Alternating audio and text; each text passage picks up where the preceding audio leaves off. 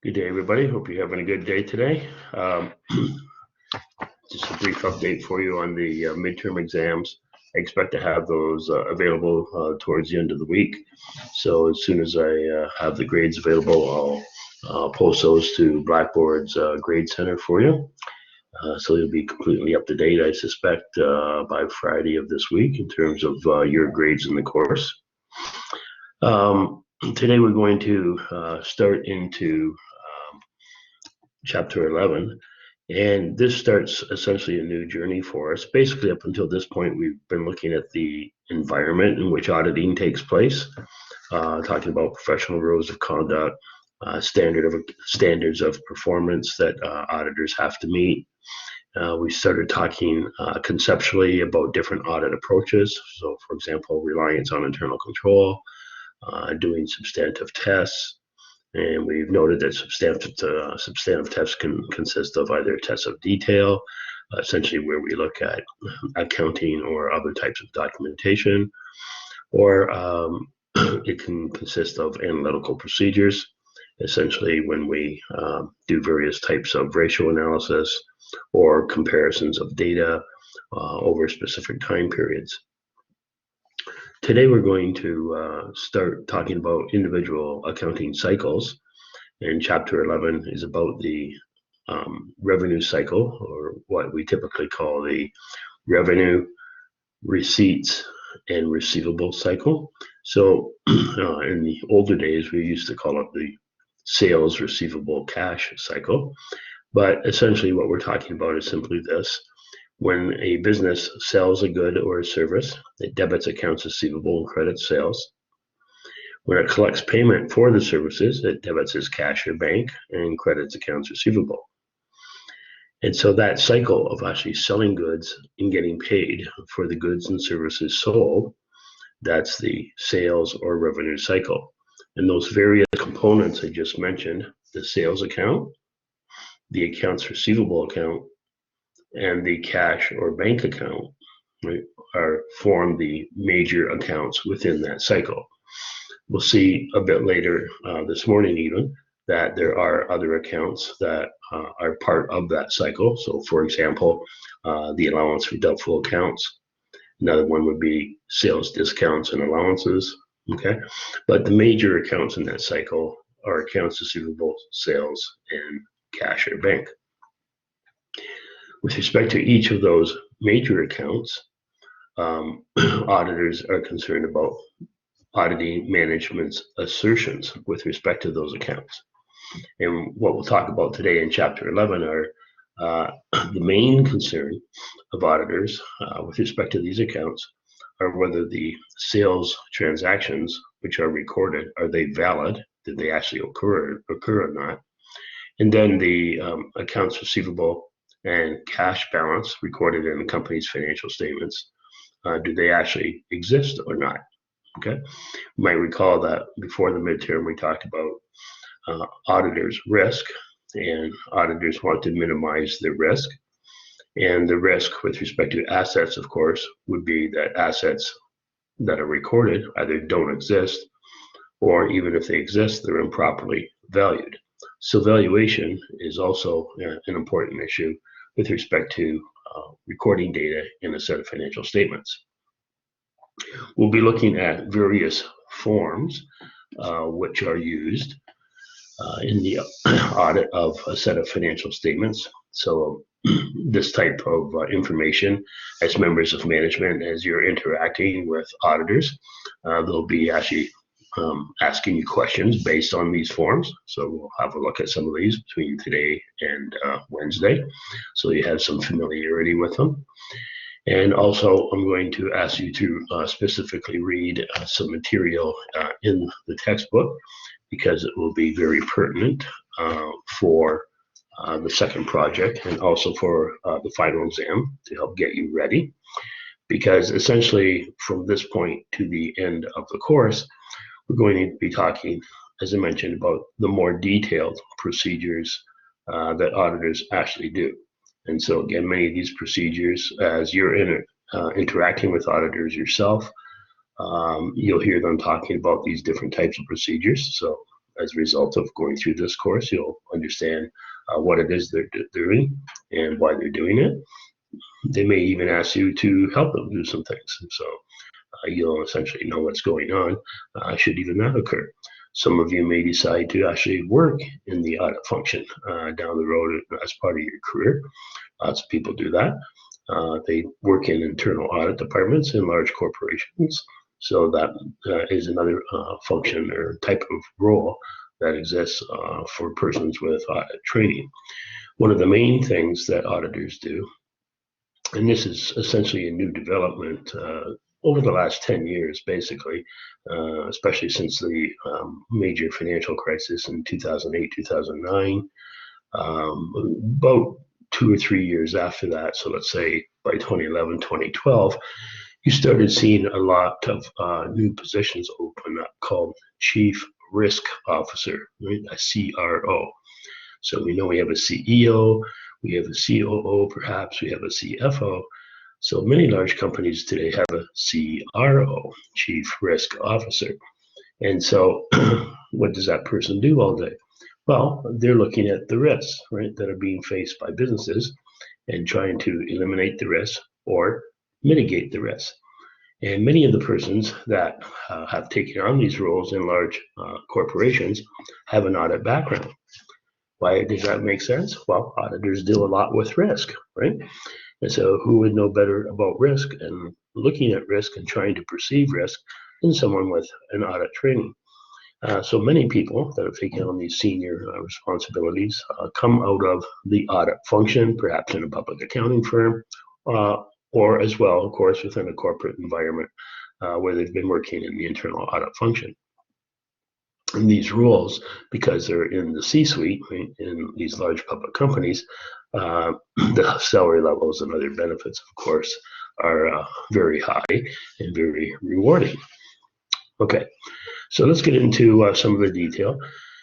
The first thing I'm going to mention that I would like you to read, right at the end of chapter 11, there are 3 cases, okay? And these are on page 486 to 489. So they're short cases, roughly a page each. And they give you a set of facts, and then they lead you through the problems and looking at the solutions. But I think by looking at these 3 cases, it'll help get you familiar with the material, okay, that's in chapter 11. So it'll be helpful from that perspective. And then also, I'd like you to attempt 2 problems, which are at the back of chapter 11. DC is a discussion case, so it's called DC. DC 11-4 and DC 11-5. And those 2 discussion cases are on page 435 in the text, okay, 435. Discussion case 11-4 and discussion case 11-5. So I'd like you to read those, attempt those, and then I'll be posting some solutions for those 2 cases in Blackboard resources for you, okay? So essentially I'll give you this week to read that material, and by the end of this week, or perhaps over the weekend, I'll post the solutions so you can test yourself and see how your understanding is. And of course, I'm asking you to review this data. It'll be pertinent for the second project that I'm going to give you to do in your groups very shortly. And then, of course, some of the questions on the final exam will be geared towards this material as well. And just talking about the final exam, no one's asked yet, but sort of a heads up for everybody. There will not be any questions on the final exam directed towards the material that we covered before the midterm. So when I say no specific questions, I'm not going to ask you, to list 5 ways in which independence may be compromised, right, in an audit scenario. We've already talked about independence and how it can be compromised and what auditors need to do. So now we go into the second phase of the course. We assume, right, that you've learned that material and you could recognize that issue in an audit case should it arise. But on the final exam, we'll be focusing questions on the material we cover from this point to the end of the course. All right, so I want to bring up PowerPoint for chapter 11 at this point. And we see that in the heading, it says the revenue, receivable, and receipts process and cash account balance. So really, as I've said, we use different terminology, but we're all talking about the sales cycle, basically. We refer to it as, you can call it the revenue cycle, that's fine. But again, looking at the keywords, revenues, right? When we ship goods, we have a revenue or sale. The other side of the journal entry is we have a customer that owes us money, so we have an account receivable. And then when the business pays us, we have a cash receipt. So it's the revenue, receivable, receipts cycle. As I said, in the old days, we often called it sales, accounts receivable, cash receipt cycle. So the words are very, very close, right? They change a little bit over time, but it's still the sales cycle is how we can refer to it. The cash account, the cash, of course, is part of cash receipts, and they're just mentioning it here because in a audit situation, the audit of the bank account is extremely important. We'll talk about that as we go through chapter 11. And so that's why they're highlighting it in the title of the chapter material. The learning objectives, again, I'm not going to go spend time in class just walking through these. You can look at these at your own pace, but we'll just talk about the different objectives as we go through the material. I would point out that there are at least 2 appendixes at the back of chapter 11. We will reference as we're going through the material. So appendix 11A and 11B. 11A, it contains something called an internal control questionnaire. Okay, in short, because we don't often want to say internal control questionnaire, we simply call it an ICQ, right? I for internal, C for control, Q for questionnaires, ICQ. And the ICQ is something that, of course, within a public audit firm, they complete all the time. And this particular appendix, 11A, contains the ICQ for, of course, the cycle that we're talking about in chapter 11, revenue, receivable, receipts. Then appendix 11B talks about system documentation with respect to the accounting cycle for sales. So again, we're talking about sales, accounts receivable, cash receipts. How do we document that cycle in an auditor's working papers in their files? 11B, appendix 11B, shows you a couple examples. Again, I'll be referring to that a bit later in the lecture between today and tomorrow, or sorry, today and Wednesday. Okay, so again, appendix 11B is something I used to do when I was doing auditing full time, and I'll explain what that is to you when we get a little further in the course. Okay, so let's continue on. When we talk about the sales receivable receipt cycle, as you see here in the PowerPoint, it says the essentials of auditing a business's sales cycle or revenue, receivable, and receipts. What is the auditor's main concern? Right in the first bullet point, it says the main concern for auditors is the validity of sales transactions. So did those sales transactions which are recorded in the company's financial statements actually occur or not, right? If they did not occur, they're fraudulent, aren't they? They're not real. So auditors, of course, want to make sure that those sales transactions recorded are real or valid. The other side, of course, of the sales journal entry is recording an account receivable, and subsequently we receive cash for the receivable, or if we're paid right away, we're debiting cash right away and crediting revenue, right? So with respect to the debit side of the journal entry, we're concerned about if an account receivable has been recorded, does it exist? And if money has been recorded in the company's cash or bank account, does that bank account balance actually exist? Okay, so for assets, we're looking at existence, right, as being very important. And with respect to sales, we're looking at the validity of sales. Of course, we have to realize that this is an accounting cycle. So if we gain accounting evidence which says the recorded sales are valid, well, then that gives us some comfort over the accounts receivable and cash balance, doesn't it? Because if the sale actually occurred and is valid, well, then we either have an account receivable from our customer or the customer's already paid us and we have cash, right? We have one or the other. So we can get indirect evidence about accounts receivable and cash by verifying the validity of sales. Also, of course, if we obtain audit evidence with respect to accounts receivable owing from customers, that is going to give us audit evidence indirectly that the recorded sale, right, that corresponds to this account receivable is valid. Because we might write to a customer and say, do you owe us $1 million? The customer writes back and says, yes, we do. Well, then that gives you evidence not only that the accounts receivable exists, but also that at least $1 million of your sales transactions actually occurred. Right? So audit evidence that we gather on both accounts sort of interplays, right, with each other.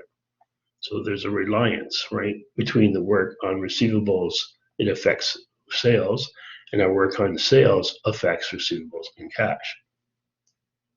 Now, in a public company, and we've mentioned this before, auditors want to keep their fees as low as reasonably possible. And the way we said they do that is by relying on internal control. Right? So for most large public companies, they have very strong internal control systems. And if they have strong internal control systems, what does that mean about control risk? Control risk would be low, right? Remember, control risk is the risk that an internal control will fail to prevent, detect, and correct a material error in the financial statements. So if the control system is strong, control risk is low. If control risk is low, remember our audit model, right? The total risk that the auditor is prepared to take, no more than 5% audit risk, equals the equation inherent risk times control risk, those two items together, we call the risk of material misstatement, multiplied by detection risk, right? So if the IR times CR is low because controls are strong, that means auditors can allow detection risk to increase and still not exceed 5% in audit risk. So normally in public companies where there's a high volume of transactions, auditors take an internal control reliance strategy in order to keep their fees low and, of course, to perform the audit as efficiently as possible. However, on every audit, some amount of substantive procedures must be used. And we've touched on this point before. Why would an auditor have to use some degree of substantive procedures? Why can't we just rely on an internal control system? The reason for that is, of course, that internal control systems are created by humans. Humans make mistakes. And when humans make mistakes, well, that means the internal control system, despite our best desire, may have problems, right? There's risks that it's not going to work. There's risks that may break down because it's made by humans. And so recognizing that no internal control system is going to be perfect, auditors cannot place all their reliance solely on an internal control system. That would be like investing in the stock market, right, and putting all your money into one stock, right? We know that you reduce risk by having a diversified portfolio. Auditors do the same thing. They're really diversifying their risk by, yes, relying on internal controls where possible, but also doing substantive procedures, okay? So some amount of substantive procedures must be done on every audit. Now, with respect to the types of substantive procedures that are performed within the sales cycle that we're talking about in Chapter 11, they list a few off here. Bank confirmations, and we'll point this out in the actual form that's in Chapter 11. That's simply a letter that management signs and asks their bank to confirm directly to the auditors what the bank balances are for the company, what the loan amounts are for the company, the terms of the loan, any guarantees that have been signed by the company. Okay, so all the financial information being given to the auditors. Accounts receivable confirmations, we've talked about previously, but we'll talk about again in this chapter because it's the sales receivable receipt cycle, right? So if we want to audit the existence of accounts receivable, we normally do that with accounts receivable confirmations. That's where the client, right, will send a letter to their customer asking them to confirm directly to the auditor whether they agree with the account receivable balance or not. I mentioned valuation a bit earlier. It's important, of course, to verify that assets actually exist with respect to accounts receivable and cash, but then we also have perhaps valuation concerns. So auditors cannot ignore valuation because when we look at accounts receivable, we may have a few customers that can't pay us, right, the total amount owing. We may have estimated losses that we're going to incur in our business. And so we know that IFRS says that we have to provide for those losses as they occur. So somehow we have to have a method of testing the client's allowance for doubtful accounts. So auditors have developed various methods for doing that. We'll touch on that a bit later in this chapter. But that will be a substantive procedure to verify the balance at the end of the year. Cutoff procedures. This relates to all the cycles, but auditors perform audit tests to ensure that transactions are recorded in the proper accounting period. So if we were auditing the 2020 fiscal year for an audit client, we would want to ensure that all the December 2020 sales are recorded in December of 2020, and that no December 2020 sales have been recorded in January of 2021. And of course, we would not want any January 2021 sales recorded in December of 2020. So cutoff means we just check to ensure that the transactions around the year-end date are recorded in the proper year, okay? So when auditors test cutoff, they normally will look at 3 days before the end of the year and 3 days after the end of the year to make sure that sales transactions, and then in Chapter 12, we'll be talking about purchases, so they'll also check to ensure that there's a proper cutoff around accounts payable transactions to record and ensure that expenses are recorded in the proper period. Okay, so in Chapter 11, auditors do sales cutoff transactions to ensure sales are recorded in the proper period. In Chapter 12, auditors also do accounts, they do cutoff work to ensure that liabilities are recorded in the proper accounting period. And then dual testing. Dual testing is just a concept, and we've mentioned this back earlier in Chapter 9, I believe. But a dual test is a test which satisfies two purposes. One would be a test of internal control. And secondly, it also gives us audit evidence about the substantive balance, okay? It's a substantive procedure as well as being a test of internal control. So certain tests that we can perform, both an internal control test and substantive tests at the same time, are referred to as a dual purpose test. It's a very efficient way to do an audit, and auditors try to identify as many dual purpose audit tests as they can to increase their audit efficiency. Okay, next chapter, next PowerPoint. Understanding the revenue receivable receipts process. So what we're talking about here is something very important to auditors, and this PowerPoint relates to the material on page 450 in the text. As you can see in the PowerPoint, it says the auditor must understand the business's method of generating revenues and use of them in operations in order to assess the business risk and the risk of misstatement. So what that's saying is auditors must have something called knowledge of business, okay? And for short, the acronym we use for knowledge of business is KOB, right? So auditors have to have a KOB, knowledge of business, for their audit clients. That knowledge of business allows them to do what? Understand how the business generates revenue, right? What's the actual process? And then how do they use the funds generated by revenue, right, in their business?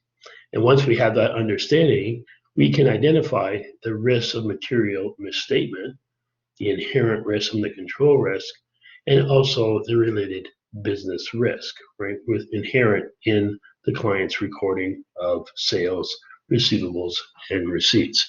So knowledge of business is extremely important. You cannot be a good auditor if you do not have a good KOB, knowledge of business, about how your client ticks, how they operate, how do they make their money. Okay? And you have to understand those processes. Okay, risk assessment for the revenue cycle. The PowerPoint states, says an organization's ability to generate revenues are a critical aspect that an auditor must understand.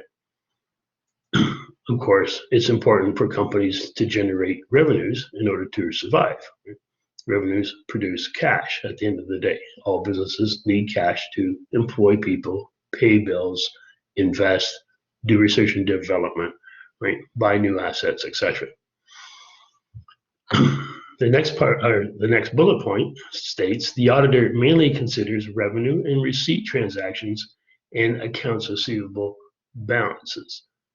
That's in this cycle, right? Of course, it's called the revenue or sales, receivables referring to accounts receivable, and then receipts referring to cash and money in the bank.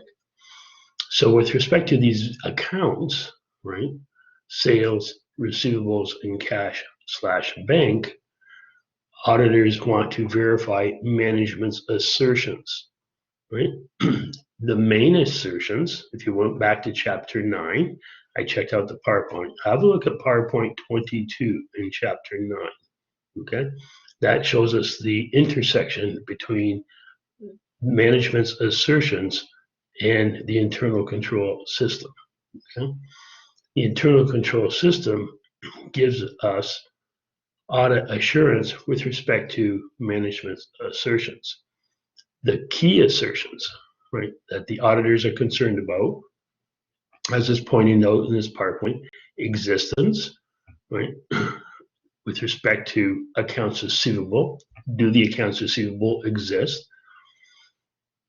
Who owns the accounts receivable? Does the business own them? Or, for example, have we pledged the accounts receivable to a financing company?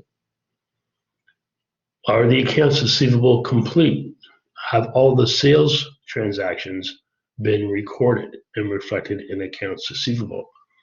Valuation. Are we going to collect all the accounts receivable, or do we have some bad debts that we have to record? And then, of course, financial statement disclosure with respect to receivables refers to the fact that we must separately disclose our different types of receivables, right? So we've talked previously, a company might have accounts receivable, right, generated from transactions involving sales to their customers, but of course, they may also have other types of receivables, for example, an advance due to the president, or travel advances to employees, or a loan to a subsidiary. Right?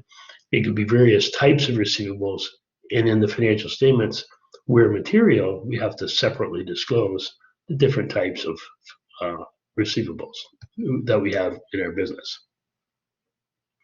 Okay, now as we talk about the sales or revenue receivable cycle, we need to understand the various types of processes or activities that occur in that cycle. So in your textbook, this PowerPoint refers to Exhibit 11-1. Exhibit 11-1 is on page 452 in your textbook. So if you want to turn to that for a minute, I'll just give you a few seconds to get there. You'll see on page 452, there's an exhibit, and it gives you a diagram of the various activities that occur in this revenue receivable receipt cycle.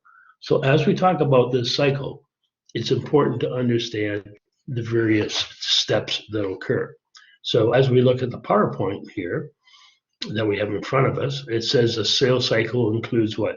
Receiving and processing of customer orders, of course. And we have to get an order from the customer first to start our process.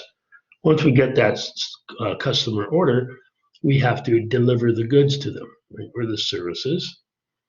As we deliver the goods and services to the customers, we have to bill or invoice the customer, right, for the work or goods shipped to them. We have to record, of course, the account receivable that arises when we issue that invoice. Once the customer pays us, right, we have to collect the money and actually deposit the money to the company's bank account.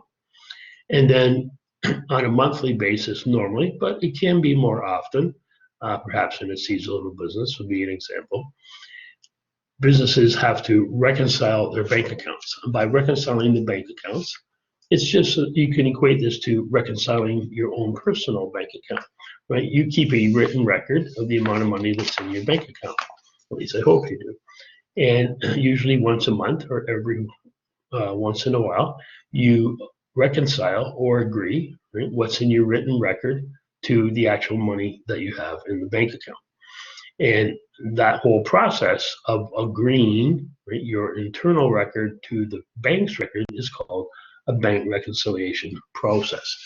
What you're really doing is verifying, right, the amount of the cash that's in the company's bank account, or in your personal situation, the money that's in your own personal account. Excuse me for a minute. Okay, so please do have a look at page 452. So you do have some familiarity with the sales cycle steps. And you'll see there on page 452 in Exhibit 11-1, at the bottom of the exhibit, they show you various types of reports, right, that are generated.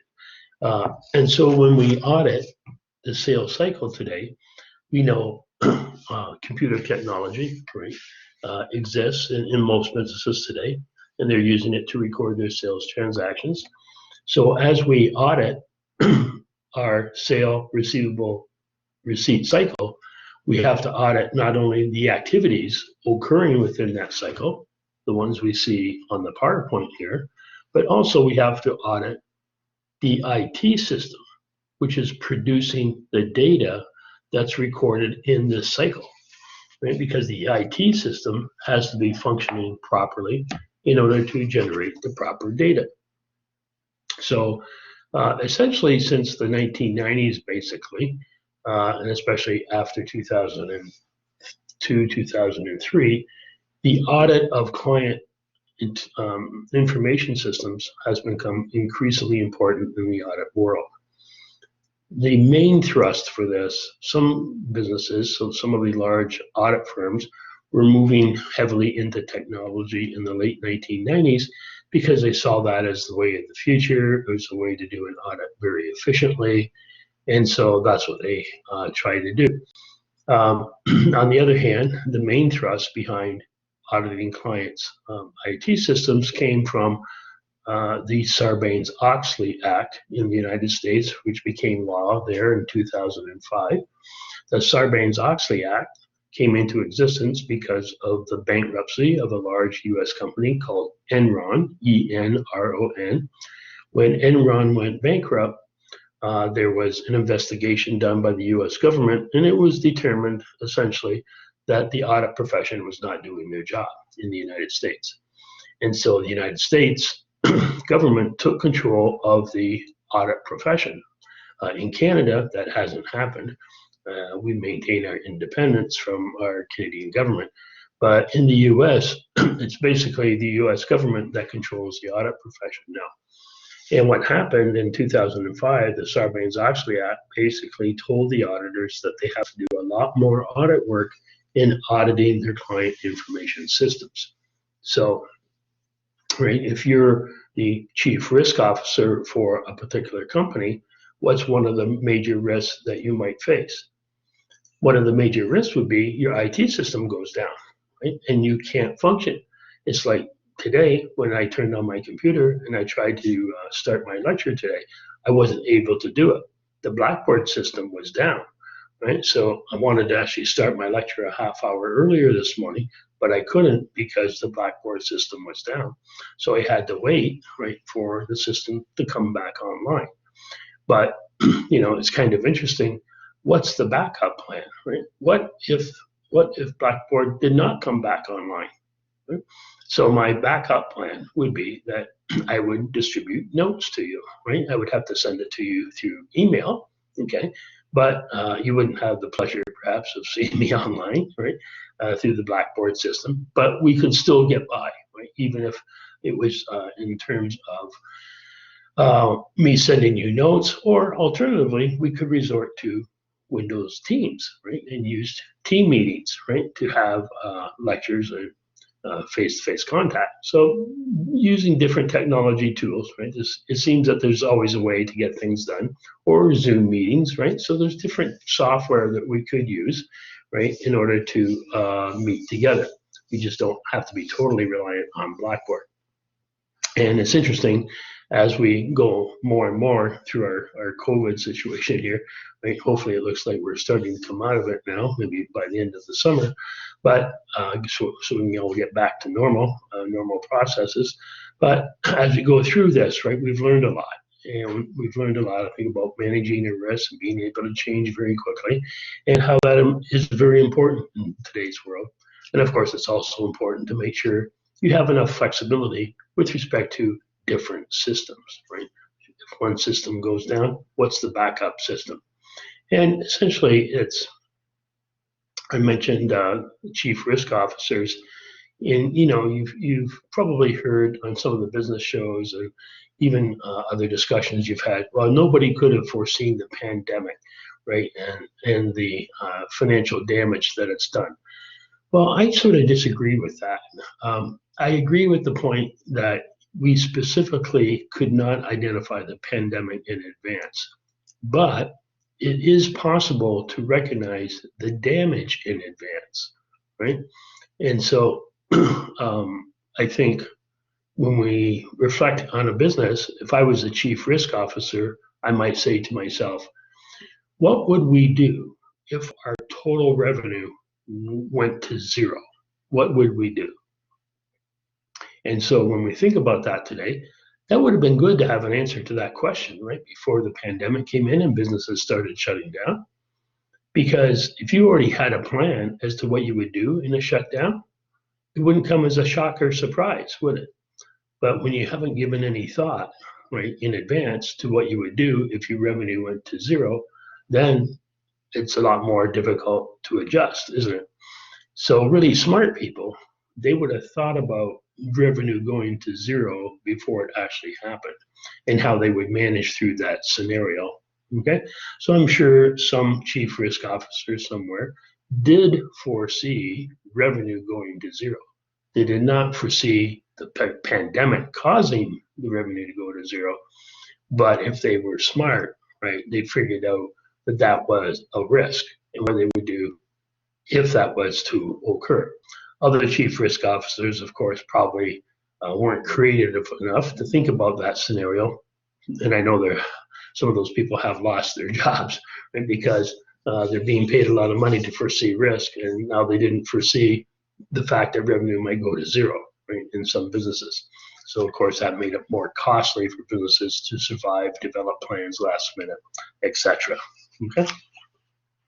Okay, so the next few PowerPoints, we're going to walk through talking about the different types of controls that should exist within these business activities, okay, in the actual business cycle. Excuse me for a minute. Just going to take a drink of coffee. My throat's getting a bit dry. Okay, so continuing on. So the first control that we're going to talk about, and this is at the bottom of page 452, top of page 453. In the sale receivable receipt cycle, we should have procedures with respect to authorization. Okay, so keep in mind, right, our goal is to ensure that sales are valid, accounts receivable and cash exist. So what controls can we have in our processing system to achieve those objectives of management, which we know are the same objectives that auditors are interested in auditing?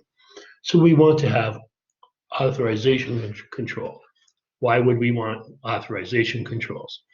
So let's continue in the PowerPoint. It says when a customer order is received, a number of authorizations should be required. It says are required by a good system of internal control. What types of authorizations should be required in order to ensure only sales are only recorded if valid, and as a consequence, accounts receivable and cash exist? Customer status, right? Is that business a customer of ours or not? Right? We should not record a sale if they're not a customer, if we don't know anything about them. Right? Maybe we've thrown them out as a customer, right? We don't want to deal with them anymore. So we have to do some background check, right? Who is it that we're dealing with? It's just like before you came to the University of Windsor, you probably did some background check, right? To find out about the Master Management Program, right? How that could be advantageous, right? The reputation of the university and of the program in particular, all these things, right? You did some background check. Credit status. So before we ship goods to a customer, we should ensure, of course, they have proper credit in place. Can they pay us? Right? So before we authorize a sale, we're going to do the background check on the customer. We're going to ensure they have an appropriate credit status. And then we're going to look internally and say, do we have the inventory to ship to the customer or not? Right? Because if we don't have the inventory, there's no sense in doing the sale transaction, is there? If we can't ship the goods or services to the customer, we can't record an invoice. So we're going to look and see, do we have the inventory on hand to fulfill the sale before we even process the sales order? If we're going to process a sales order, we have to ensure that the proper price is going to be applied, right, to that particular sales order. So what's the price that the customers agreed to pay? Once approved, once the sales order, again, the sales order from the customer is approved, because we have reviewed the customer status, we have checked their credit, we've determined we do have the inventory to fulfill the order, then the sales order is recorded, and they suggesting here, it says an open sales order, and what they're referring to there is an open sales order file, right, in the client, in the in the business's IT system. So we record the customer's sales order in an open sales order file, what they're going to call here a pending sales order master file. So this is just a list of all the sales orders we have received which have not yet been processed. At the same time, because we know we have the inventory on hand, we're going to create a packing slip. Right? A packing slip is a document that actually goes with the goods when they're shipped. Right? If you buy something from Amazon, there's a packing slip attached to the package saying here's what's inside, right? The nature of the item, the quantity of the item. So that's the packing slip. And of course, once we do the shipment, inventory is going to be updated, right? Once we actually ship the goods. Another important control with respect to achieving the objectives of management, notice I'm saying objectives of management, because they're the same as the auditor's objectives. Management wants to ensure that only sales that are valid are recorded. And management also wants to ensure that the accounts receivable and cash recorded exists. Right? So auditors and management might have similar goals here. Now, with respect to custody, right, we want to ensure there's proper custody in our sales cycle. Well, when we use the word custody, what are we referring to? Custody is talked about on page 453 in the text. There's basically two types of custody that we're referring to. The first one is physical custody over the inventory that's being sold, right? So how do we maintain control over our physical inventory? Well, in large businesses, they'll have a stock room or an actual warehouse, right, which is locked and which only certain persons will have access to, right? Some type of a pass key, right, to get into the actual warehouse or stocking room. So custody over the physical goods is transferred, it says, to the shipping department, okay, from the warehouse. So the goods are going from from the warehouse to shipping on the authorization of the packing slip, which has been created, right? So the packing slip is created, and that's saying we're going to ship these goods to customer X. A copy of the packing slip goes to the warehouse. The warehouse uses that packing slip to send the goods to the shipping department. Okay, that's what's happening here. Now, with respect to the packing slip that's sent to the warehouse or stockroom, the PowerPoint states if the stock keepers or shippers, okay, so the people in the stockroom or the people in the shipping department, if they have the ability to change quantities on the packing slips, a weakness in separation of duties is created. Right? So the people in the warehouse should not have the ability to change the quantities on the packing slip. And the people in the shipping department should not have the ability to change the quantities on the packing slip. Why? Because if they could, there could be a fraud. Right? If somebody in shipping could change the number of goods shipped from 4 to 3, right? Then they could take one of the items home with them at night and no one would miss it. Right? 4 items actually went out the door, but you're only going to bill the customer for 3. So if you only bill the customer for 3, that's all that was shipped to the customer, so they'll be okay. They might be not happy because they were supposed to get 4 items rather than 3. Maybe they'll ask the business about that, maybe not. Okay, but as long as they only get invoiced for the right number of goods, that's all they would be concerned about. Okay, so to ensure that the sale is valid, that the right number of items sold, right, has been recorded, the ability to change the document, to change a packing slip, should not occur in either the warehouse or in the shipping department. The other aspect of custody is custody over the accounts receivable records. Okay, custody of the account receivable records, it says, implies the power to alter those records. So just like we have control over physical goods, we have control over a listing of amounts owing to the business, right? The accounts receivable records.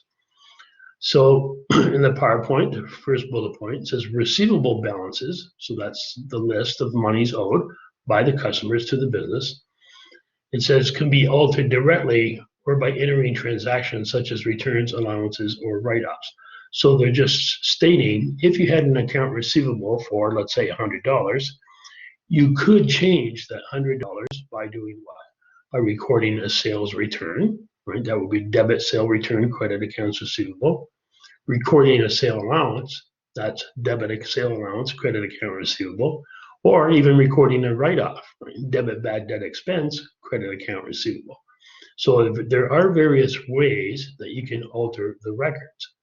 But what you want to ensure is that these types of adjustments are not made inappropriately, right? So the next point, it states personnel with this power. So that anybody who has the power to adjust the account receivable balance you should ensure that they do not perform a combination of incompatible responsibilities. And as it says here, for example, if they perform reconciliations. So you would not want the person who can process a sale return, a sale allowance, or a sale write-off to be the same person who's reconciling the detailed list of accounts receivable to the general ledger. The reason for that is, of course, they could cover up the fact that the accounts receivable listing does not agree with the general ledger. Right? They could actually cover that up if they do both processes, right? If they can manipulate the detailed records and then also manipulate the receivable reconciliation because they're doing both procedures, right? So we've mentioned before, separation or segregation of duties, right, in a business is very important. And that's what they're talking about here in the PowerPoint. The last point, it states a combination of authorization. So anyone involved in authorizing, right, the sale and then recording of the sale transaction in any way, that's another example of control weakness, right? Someone should not be involved in authorizing the sale and then also recording the sale because records could be changed, altered, falsified, which would allow a fraud to occur if the person authorizing the transaction could also adjust the account receivable records. Okay. Controls over recording. This is discussed on page 454 in the text. It states when a shipment is made, several documents are created. Okay, so we're actually shipping the goods to the customer. What are the documents that are created? A bill of lading is created. A bill of lading is showing the actual goods shipped to the customer. Okay. A sales invoice is created. That's the invoice, of course, billing the customer for the actual goods. We know normally today, when you receive goods, right, you've already paid for them, right? In the retail business, you usually pay for the goods before you receive them today. So this PowerPoint is talking about this transaction from the sales perspective for a business to business, okay, not from an individual to a business. So for a business to business, a sales invoice, right, billing the customer for the goods normally will follow with the actual goods themselves. They all come together at the same time. The next line, it says the open sales order in the open or pending sales order file is closed, right? So we create a sales order file when we initiate the sales order, and after the sales order is fulfilled, we close that particular sales order, okay? The last point, it says if shipping personnel, so the people actually on the shipping dock, if they have the ability to enter, alter, or physically intercept a sales invoice, this is a control weakness, right? So someone who's actually shipping out the goods, if they can also alter the sales invoice, that's a control weakness. Because again, maybe the customer wants 4 items, but I want to take one home with me, right? So well, on the bill of lading, when that's going to go to the customer, right? If I can change that item from 4 to 3 goods shipped, and then when the invoice comes to be attached to the box to send out the goods, if I can also change the number on the invoice from 4 to 3, the customer will be happy, won't they? Because they're going to be billed for the number of items that they receive. The one item, however, goes missing then, right? Because I was able to manipulate the fact that I have physical control over the goods, plus I also have custody of the actual sales invoice, and I can make changes on it, okay? So as they point out here in the last bullet point, if the shipping personnel can make changes to the sales invoice, that's a problem because that person is involving in custody, right, of the actual goods, custody of the accounts receivable because they're changing the invoice amount. They're controlling recording because they're changing the amount of the invoice amount, right? And they're authorizing the transaction because the number of items shipped, right, equals what the customer's been invoiced for, right?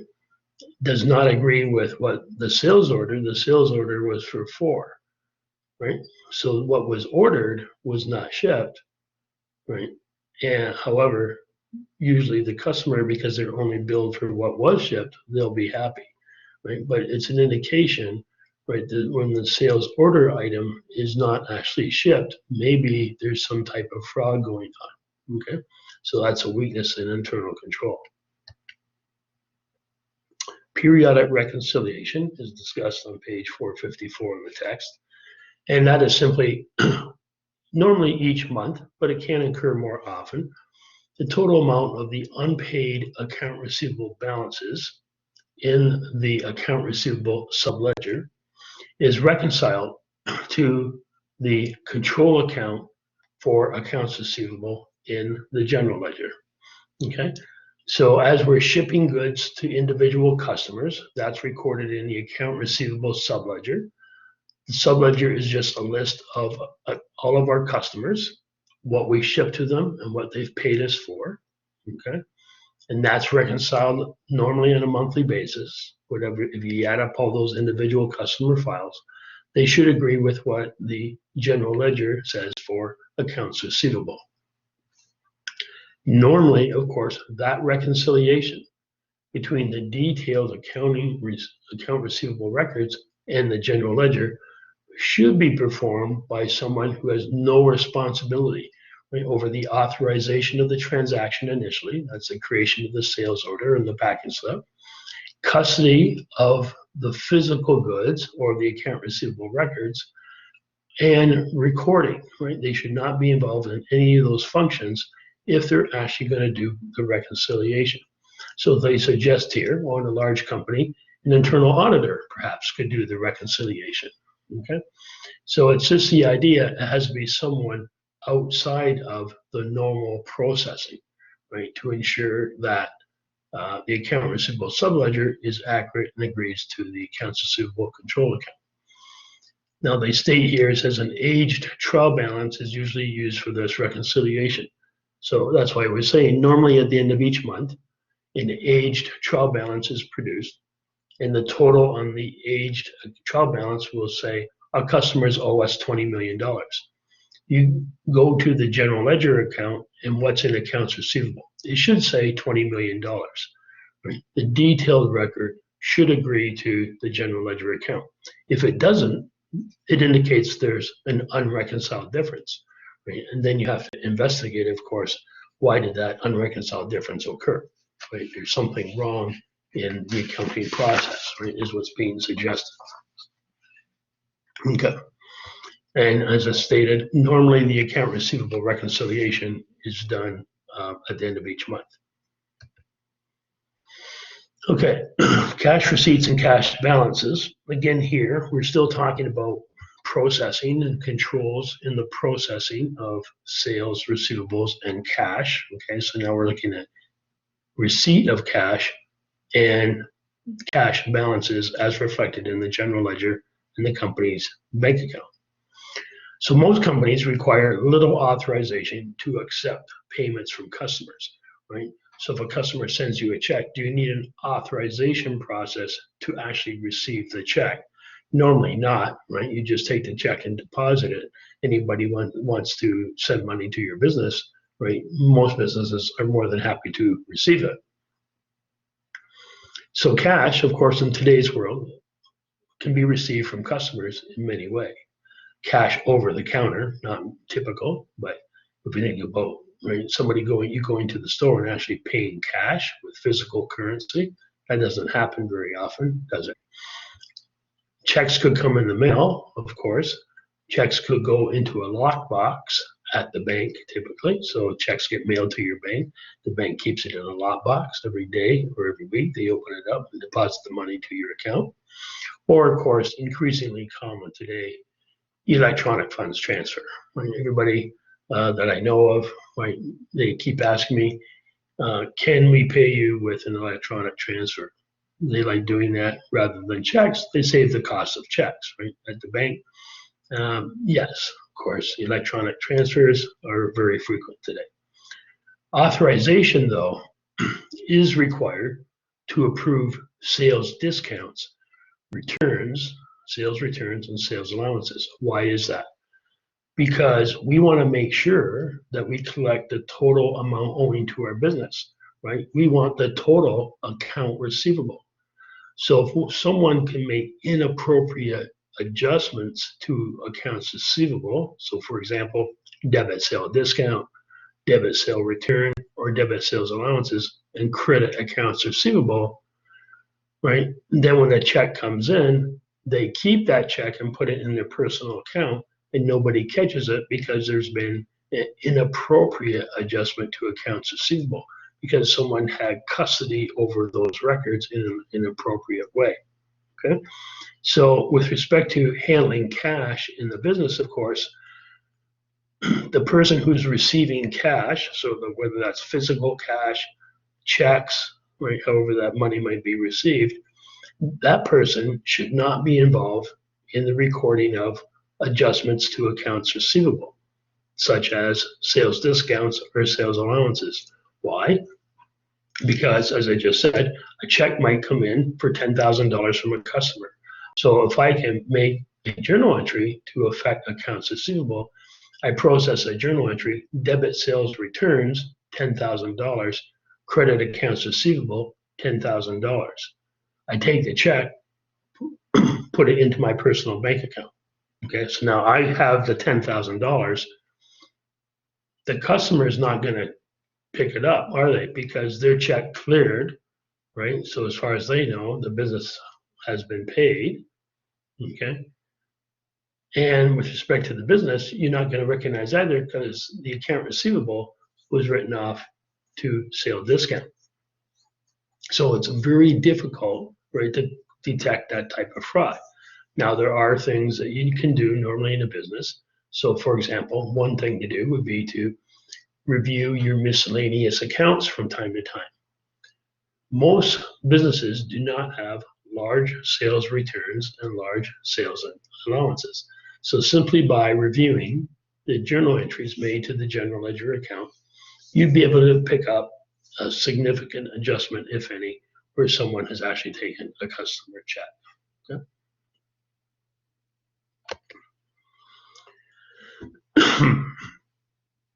So with respect to custody, again, when we talk about, keep in mind, we're talking about processing controls, right, in this cycle.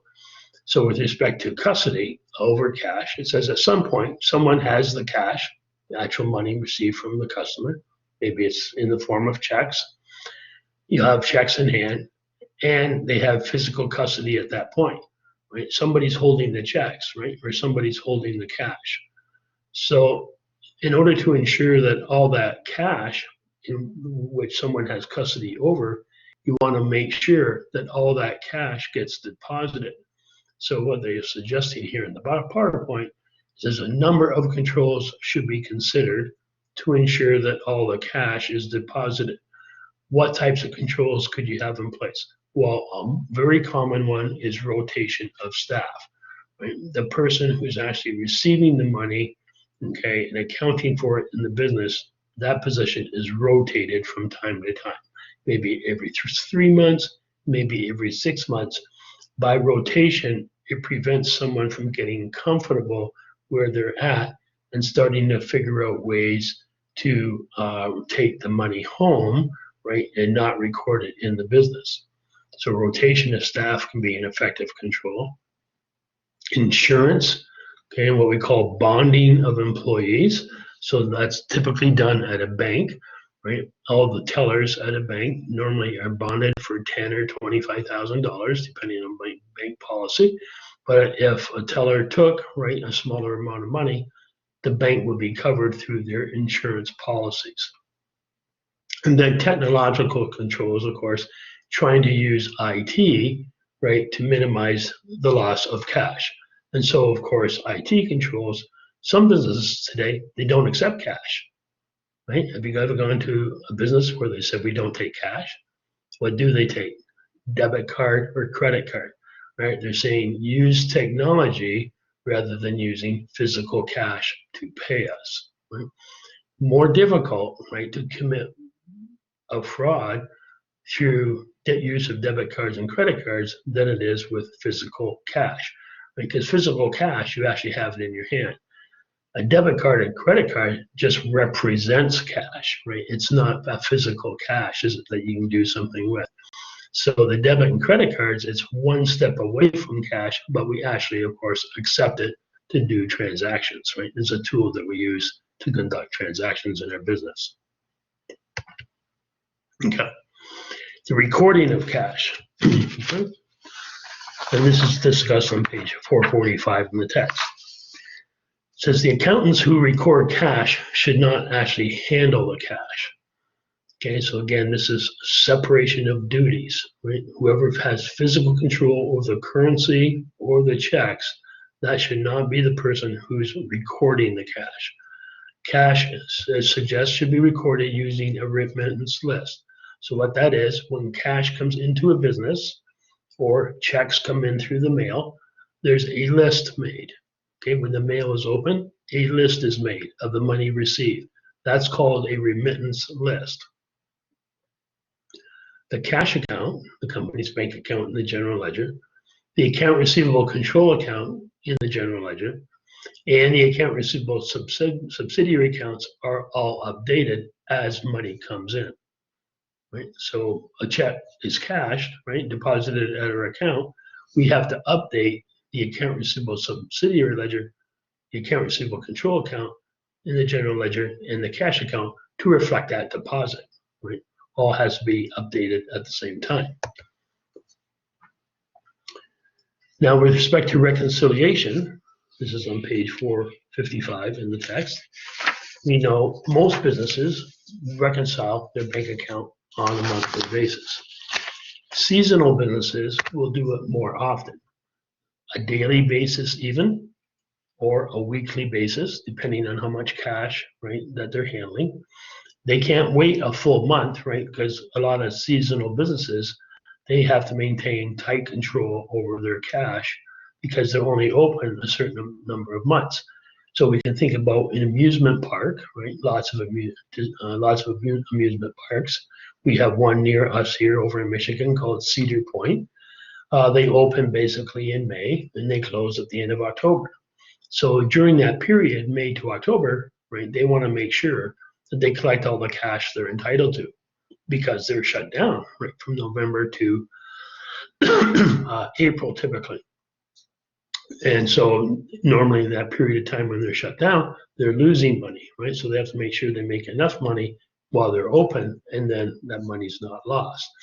So they'll do bank reconciliations normally on a weekly basis, right, during their busiest time.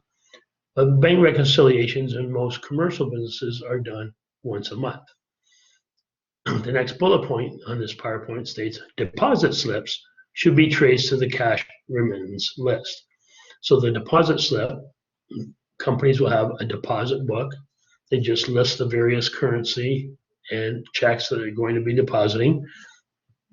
They take that cash to the actual bank. The bank stamps the deposit slip that that amount of money has been deposited. And then back at the business, the deposit slip, the actual amount of money that was deposited, should be traced and agreed to the cash remittance list. Remember, the cash remittance list was a list that was created when all the money came in the door, right? Typically at the receptionist desk.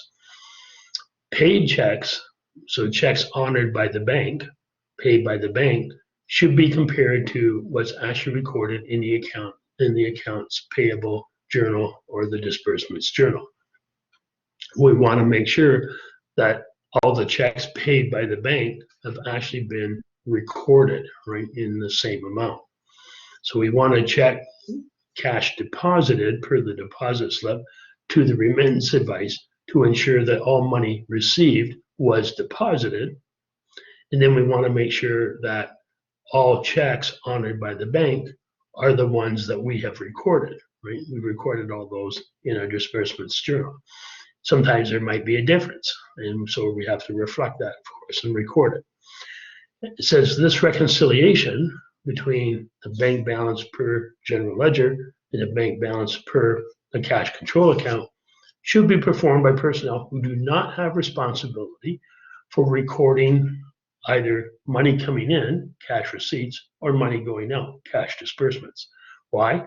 Because if you have one person, right, taking care of the recording of cash receipts, cash disbursements, and doing the reconciliation, the chance that any errors in the bank processing which have occurred will be caught, right, dramatically reduces if you have one person doing all these functions, right, because they can hide an error should it exist, right, to protect their job, protect themselves, maybe to protect the fraud, right, that they performed if they actually took cash.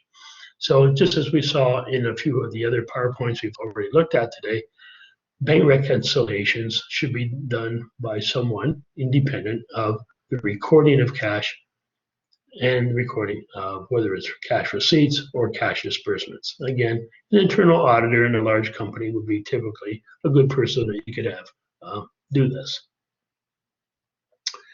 Okay, I mentioned a little earlier today that in today's world, of course, there are large companies are operating with very complex IT systems, and they generate a lot of management reports. Right? So auditors can use management reports and the data in those reports to verify transactions in the sale, revenue, receivable, receipts cycle. And not only can the auditor, of course, use these reports, but management. So let's walk through these reports and how could some of these reports help us, okay, to gain assurance over a number of the audit assertions. So the first one says pending order master file. So that's the sales order master file. They said if we review that, that could give us audit evidence about the completeness of sales. Have all sales been recorded? Because if we go to the pending order, and this is the pending sales order master file, if all the sales orders have been closed, that means they've all been shipped. Goods have been shipped, because a sales order is not closed until goods are shipped. On the other hand, if we go to the pending sales order master file and assume we see hundreds of outstanding sales orders, that's an indication goods orders have not been shipped, right? And then, of course, why not, right? Or if they have been shipped, they haven't been recorded, or if they've been shipped, the sales order file hasn't been updated, why not, right? But if we go to the sales order file and every other of the jobs have been closed, it's an indication that all the sales have been recorded, which means the recorded sales are complete. Credit check files. So what they're talking about here is ensuring that the files are updated on a regular basis with respect to the performance of credit checks. Right? So if we have a process in place to maintain the credit check file on a current basis, it means that we're looking at our customers on an ongoing basis and determining whether they can pay us or not, right? So that's going to help valuation, right? If we're only selling to customers that can pay us, right, our risk around non-collection should be fairly low. The price master list file. How do we know that the price master list file is current and up to date? There has to be a process in place. If the sale price master file is up to date, okay, then we know our accounts receivable, right, exists because proper sale prices have been applied to the invoices. Okay, so this is just an example of how we can use various reports and the review of those reports to satisfy ourselves as auditors around a number of the assertions. Okay, and we can also use it as a source of audit evidence in terms of our analytical procedures. So, for example, it mentions here about sales analysis reports. So sales analysis by product line, by employee, and investigate, it says unusual items. So if sales by employee, right, shows one employee last month, right, sold 100 items, that same employee this month sold 2,000 items, why was there such a dramatic change, right? Did that employee actually sell 2,000 items, or was somehow the record manipulated and sales overstated to make that employee look good, right? So these analysis reports and the use of them by auditors, normally they just create additional questions for us, right? They don't always supply answers for us, but they create questions in cases and situations where we need to follow up and gain more audit evidence because based on our analysis, something looks unreasonable, right? The next one they mentioned, the accounts receivable age trial balance, we've already mentioned today.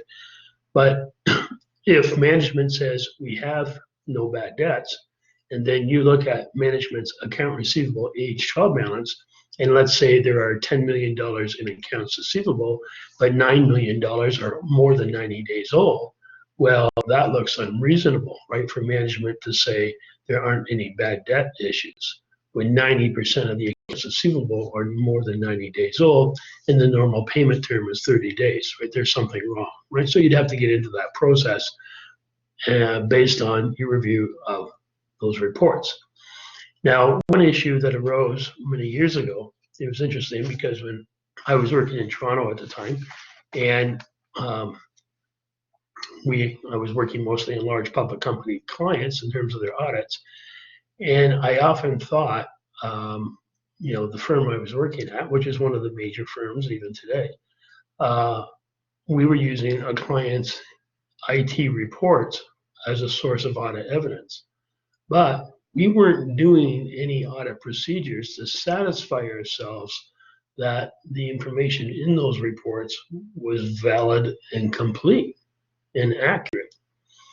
So, and I always thought that has to be wrong. Well, after several years of using these reports and the growth of IT, yes, the audit profession came out in Canada and said, yes, you cannot take information from an IT system unless you have tested the internal controls around that system, right, and have done substantive procedures as necessary around management's IT system.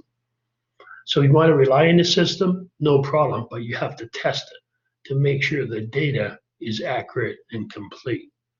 Exactly the point, right? And of course, auditors in today's world do it for that reason. They also do it for other reasons because they legally have to as a result of Sarbanes-Oxley. But the amount of work performed by auditors on client IT systems has just exploded basically since 2005.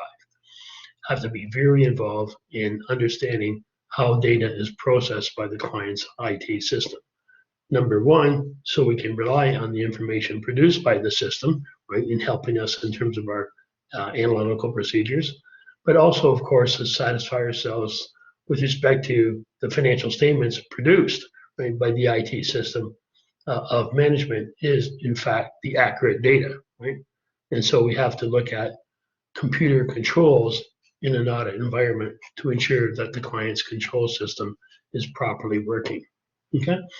So I've been talking, I think, for well over an hour now. So I'm just going to take maybe a 5-minute break, and then I'll come back and finish up for today. Okay. So see you in about 5 minutes.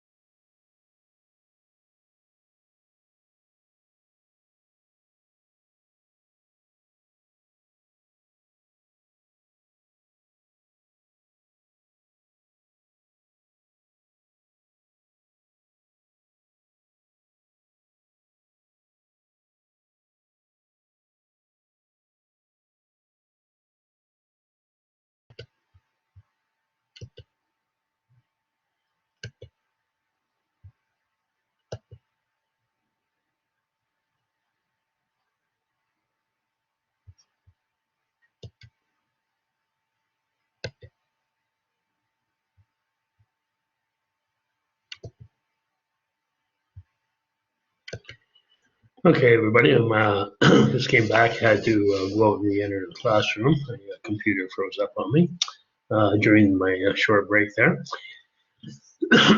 So we just finished off talking about audit evidence generated from management reports and the data in those reports. So that's on page 455 in the text. And so now we want to go over to control risk assessment, which is on page 457 in the text. Go to the next PowerPoint. And control risk assessment. This ties back to, before the midterm, we talked about the audit risk model, right? Audit risk equals inherent risk times control risk times detection risk. And before the midterm, we said auditors normally combine control risk and inherent risk into one. So in the PowerPoints here, they refer to it as control risk assessment, okay? But for our purposes, we can think about control risk as being a combination of inherent risk and control risk, okay? And as the PowerPoint states, it says control risk assessment, so the assessment of control risk, governs or determines the nature, the extent, and the timing of substantive audit procedures applied in the audit of account balances. So account balances in the sales cycle are what? Sales, accounts receivable, cash or bank, right? Those are the main three. But then there are others which are important but much smaller normally. Allowance for doubtful accounts, sales discounts, sales returns, sales allowances, right? So those are the normal accounts that we're talking about in the revenue receivable receipts cycle. And we've mentioned before the midterm as well that depending on our assessment of internal control risk, that will determine the nature, extent, and timing of the substantive audit procedures. So in terms of what we talked about before the midterm, think about audit risk equals, right, control risk times inherent risk, so that number, multiplied by detection risk. So as the control risk reduces, right, detection risk can increase and still keep audit risk at 5%. When auditors allow detection risk to increase, what does that mean? It means that the auditors will take more risk that their own procedures will not detect and correct a material error. Which procedures are we talking about? The substantive audit procedures, okay, what's being referred to in this PowerPoint. On the other hand, if control risk is high, right, so audit risk model, the control risk component is increasing, that means the auditors must reduce the detection risk to compensate for the high control risk in order to maintain audit risk at no more than 5%. How do auditors reduce detection risk? They increase their substantive procedures. Okay. Now, when we look at substantive procedures, though, there's a number of components we have to consider. The nature of the substantive procedures. So that's referring to, are we going to do tests of detail, look at actual documentation, or are we going to just do analytical procedures, ratio analysis and comparison, or are we going to do a combination of the two? And very often it is a combination of the two. Okay? The extent is talking about how many items do we have to look at. If we're going to look at shipping documents for sales, do we have to look at 100 of them? Do we have to look at 500 of them? Do we have to look at 20 of them? Right? How many? Right? The extent. Or if we're going to look at certain items on a monthly basis, do we have to look at items for 1 month, 3 months, 6 months? Right? So we have to make decisions around extent of testing and then timing. When are we going to perform our substantive procedures? Are we going to do those at the end of the year, at the client's year end? Or are we going to do some of those prior to the year end? Excuse me. So very often in large public companies, we do a lot of substantive procedures prior to the year end. Okay, and we'll talk more about that as we go through these PowerPoints. So here are the list of balances, right, that I mentioned a few minutes ago that are affected by the revenue receivable receipt cycle. They do include the inventory records. Normally, we talk about inventory records as being part of the purchase payable payment cycle that we'll talk about in chapter 12. But they're just mentioning it here because obviously when we ship items, we're going to be adjusting the inventory. Right? So if our shipping information was incorrect, potentially that could bias our inventory information. So that's why they're mentioning it here. But normally the inventory balance is considered separately from the sales cycle. Okay. So when auditors are actually performing their audit procedures, and I think we'll just finish up here for today, they often will do an internal control questionnaire. Okay? So this is very common in the audit of public companies. So if you turn to page 504 in your text,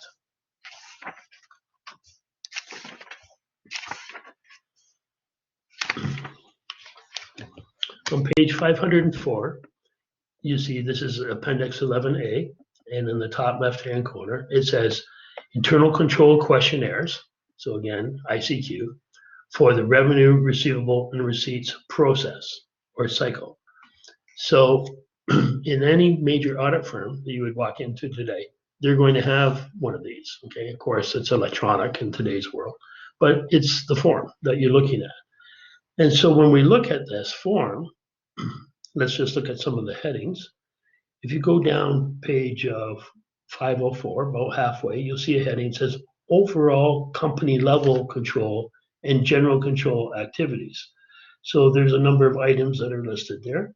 So these are the what I call the high level controls, right, in the company. And so let's just look at some of the control points.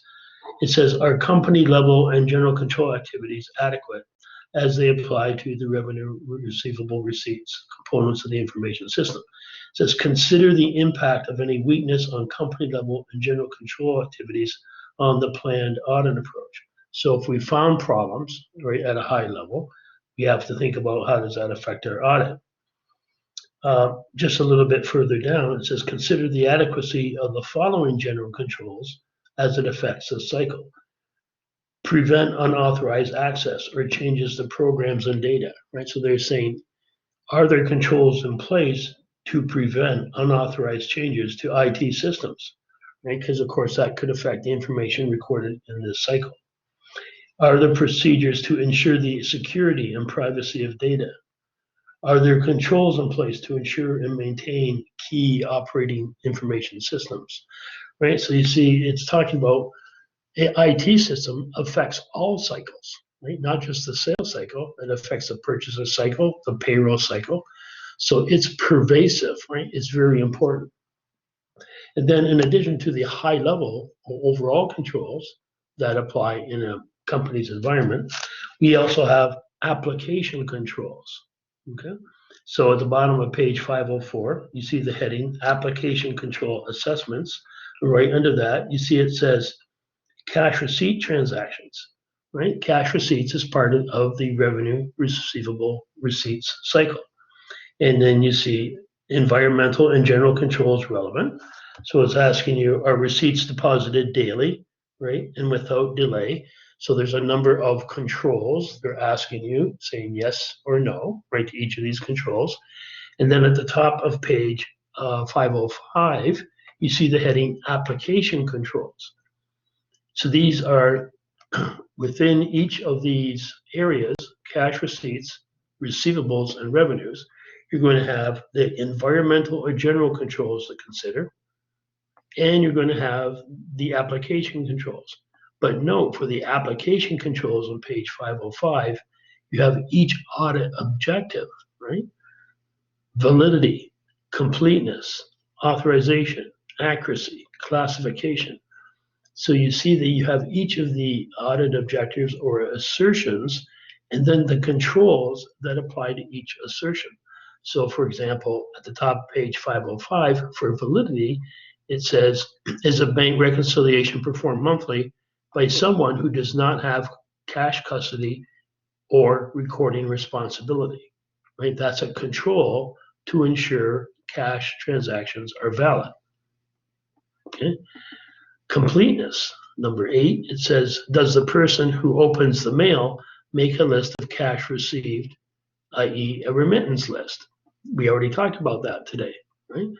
So if there's a remittance list made up immediately, that's going to help ensure that all cash gets deposited. Why? Because there'll be a comparison of the remittance list to the deposit slip verified by the bank. So you can see, right, there's controls in place for all of the various audit assertions and management assertions. Go halfway down the page, you see the heading sales transactions, right? And right under that, you first look at the environmental and general controls over the recording of sales. And then you look at the application controls over sales. Again, the application controls, validity, completeness, authorization, right? Go over to the next page, accuracy, classification, and proper period. And then in the middle of page 506, you see the heading, accounts receivable balance, right? Again, environmental controls first, and then at the bottom of page 506, the application controls. So all of this internal control questionnaire gives you a laundry list, excuse me, of all the types of internal controls that should exist to satisfy each assertion made by management. Now you see on the form on page 504, 505, right, the ICQ, you see 2 columns to the right. The first column, right, starting from the right-hand side, it says auditor response. So by auditor response, each of these questions, it's going to be yes or no. If there's a yes, that's fine. If there's a no, that indicates there's a potential internal control weakness. Okay? And so if there's a no answer, you have to consider, did that internal control weakness cause a material error in the financial statements?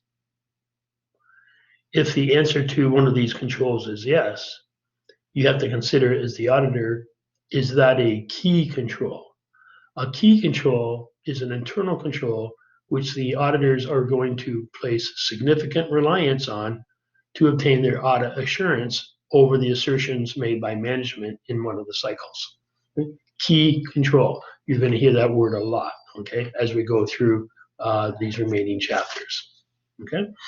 Now, so the auditors will fill out this internal control questionnaire, okay, which will give them a lot of information, won't it, about the controls that exist over cash, sales, and accounts receivable, but they're not yet done. In order to increase their knowledge of business, they have to document the controls, not only within the ICQ, but they do something called a flowchart. So if you go to page 508 and 509, you'll see 2 examples of a flowchart.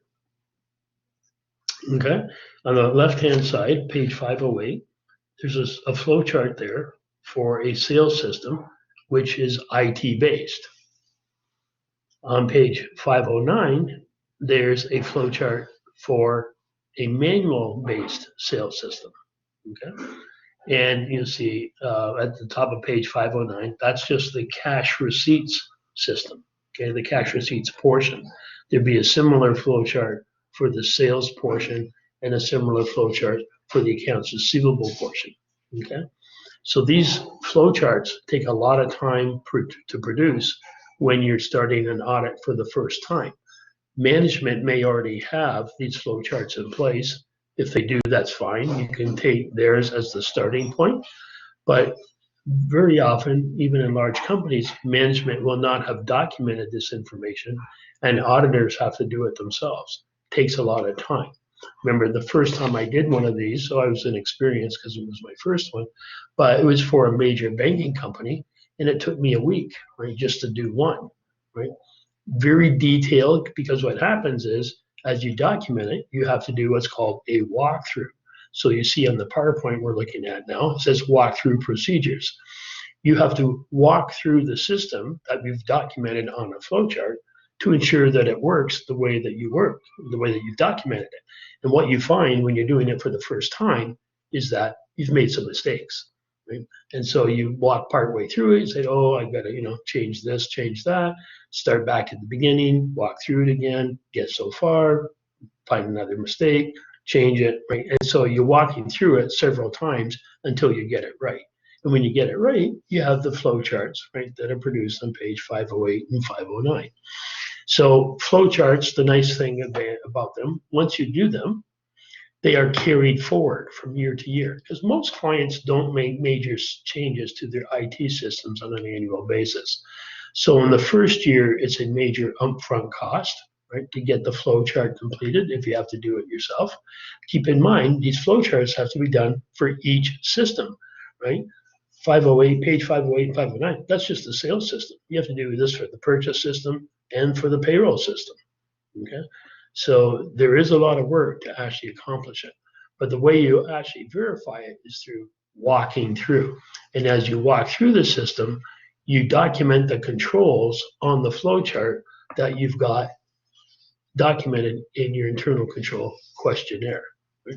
And as you walk through the system, you can verify that what you said on the internal controls questionnaire is actually working because you're walking through, you're looking at where items are filed, you're looking at initials on documents, you're talking to people as to what they're actually doing. Right? So the walkthrough allows you to verify your system flowchart as being accurate, and it also allows you to verify that the internal controls that you've documented on your ICQ are actually correct and working. Okay? All right, so I think that's probably enough for today. Next day, that gets us up to where are we at here? We're on PowerPoint 22 out of 47, so we're roughly halfway, which is fine. And we'll stop there for today. Next day, we'll pick it up, talk more about internal control, okay, questionnaire. But this essentially helps you get some basic knowledge, start to get your feet wet in terms of some of the detail, okay? So I would suggest look at the internal control questionnaire, okay, in Appendix 11A. That'll give you a good idea about the controls that should exist in the sales cycle. And then that will help you when you look at this DC 11-4 and DC 11-5 in terms of what it is you should be looking for, okay? When you look at an accounting system and trying to discern, are there weaknesses in internal control or not? Because keep in mind, it's very important from management's perspective. You want a solid internal control system, you want a strong internal control system. Why? So that the auditors can rely on it and reduce the audit cost. But most importantly, actually, for management's purposes, to make sure that it's producing accurate, reliable information for management to make decisions on. Okay, so it satisfies a lot of different objectives. Okay. All right, everybody, have a good day, and we shall see you on Wednesday, okay? Take care. Any questions or problems, let me know. And again, we'll be trying to get your midterm exam results to you as soon as possible, okay? Have a good day, everybody. Talk to you later. Bye-bye.